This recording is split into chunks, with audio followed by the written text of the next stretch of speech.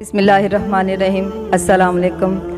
एक शख्स था जो सिर्फ मसाइब पढ़ा करता था। उसने सारी ज़िंदगी अपनी मसाइब पढ़ने में गुजारी। एक दफ़ा ऐसा वाक़या हुआ कि उसके घर में जो एक गैस का सिलेंडर होता है उसमें आग लग गई। उसने सोचा घर वालों को नुकसान ना हो। उसने इसे उठाया और घर के जो पिछला दरवाज़ा होता है ना, इसकी तरफ भागा, लेकिन तकदीर पिछला दरवाज़ा बंद था। सिलेंडर फट गया, घर में आग मच गई।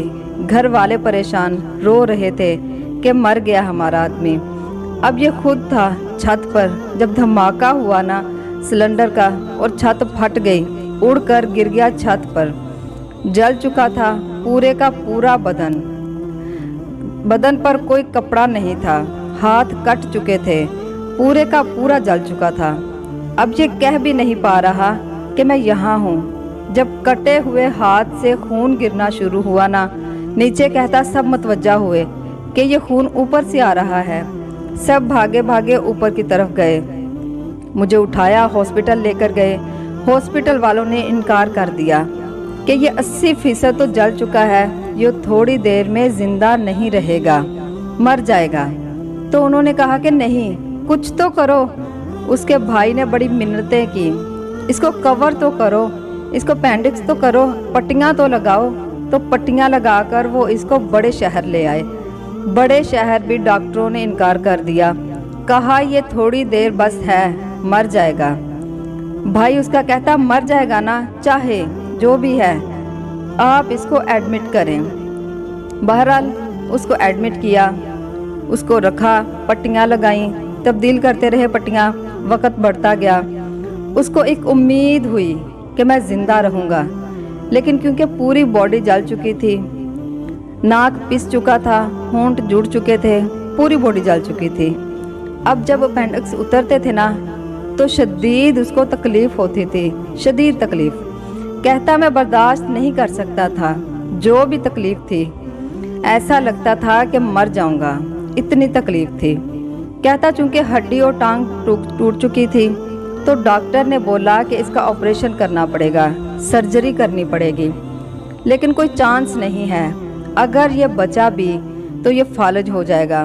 खैर ले गए। जैसे ही हॉस्पिटल पहुँचे सर्जरी करने के लिए, थिएटर पहुँचे, तो उन्होंने कहा कि भाई हम तुम्हें बेहोशी का इंजेक्शन लगाएंगे।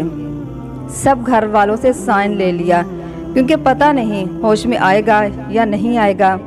तो मैंने उनको इशारे से कहा कि बेहोश होने से पहले मुझे कुछ करना है। डॉक्टर कहते कि क्या? बड़ी मुश्किल से होंठों को हिला के कहता मैं सारी ज़िंदगी मसाइब पढ़ता रहा हूँ, आज मैं अपने लिए मसाइब पढ़ूँगा। कहा मैंने मसाइब पढ़ने शुरू किए। डॉक्टर्स भी रो रहे हैं, नर्स भी रो रही है, सब रो रहे हैं। थिएटर में मजलिस बपा थी। गिरिया करते करते मैंने कहा ऐ मेरे आका, मेरे मौला हुसैन, मेरी मदद कीजिए। खैर उन्होंने इंजेक्शन लगाया, मैं बेहोश हो गया। बेहोशी के आलम में अचानक से मैंने देखा कि चंद घंटे के लिए किसी अंधेरे में चला गया हूँ। जैसे ही अंधेरा ख़त्म हुआ तो मैंने देखा कि मेरे कमरे में नूर आ रहा है, और मैंने देखा कि वक़्त के इमाम अंदर आ रहे हैं। और फिर उनके साथ एक और शख्स आया जो ख़ुद इमाम हुसैन अलैहिस्सलाम थे, और मेरे करीब आ गए। और मैं इमाम के सामने, मौला कहते क्या चाहते हो? कहता मौला आपके सामने हूँ, मौला शिफा चाहता हूँ। कहा इमाम ने मेरे सर से लेकर मेरे पूरे बदन पे हाथ फेरा। कहता कि बड़ी कोशिश की कि इरादा किया कि इमाम के दामन को थाम लूँ, लेकिन मैंने कहा कि नहीं, गुस्ताखी ना हो जाए। ये कहकर मैंने देखा अचानक से एक नर्स थी जो हॉस्पिटल की अंदर आई, और लोग भी बड़े आए। मैंने कहा कौन लोग हैं? फरमाते कि ये रिश्तेदार हैं, अहले बैत हैं, सादात आ रही है तुम्हें देखने के लिए। कहा मगर ये तो डॉक्टर जो है, ये तो सैयद नहीं है, ये जो नर्स है। कहा नहीं, ये सैयद है। कहता मैं ज़र्रा भर गनूदगी की हालत में था। मेरे अतराफ मेरे घर वाले जमा थे, हॉस्पिटल का स्टाफ जमा था। मैं बोल रहा था کہ اچھا یہ سید ہے، یہ سید ہے۔ سب لوگ میری باتیں سن رہے تھے اور اس نرس نے کہا کہ مجھے میرے سید ہونے یا نہ ہونے میں شک تھا، لیکن اب مجھے یقین ہو گیا ہے کہ میں سید ہوں۔ اور جب میں ہوش میں آیا تو میں نے دیکھا کہ میرا بھائی کھڑا ہے۔ کہتا بھائی کیا باتیں کر رہے تھے؟ تو میں نے چھپانے کی کوشش کی، مگر انہوں نے مجھے سب بتا دیا۔ جو میں گفتگو کر رہا تھا تو میں نے سب سچ بتا دیا۔ اچھا وہ کہتے کہ میں ڈاکٹروں کو سب بتا رہا ہوں، میرے منہ کو بھی پٹیاں لگی ہوئی اور میرے ہونٹ جو پہلے چپکے ہوئے تھے، میں صحیح بات کر رہا ہوں، وہ پہچان ہی نہیں پا رہے میں صحیح بات کر رہا ہوں۔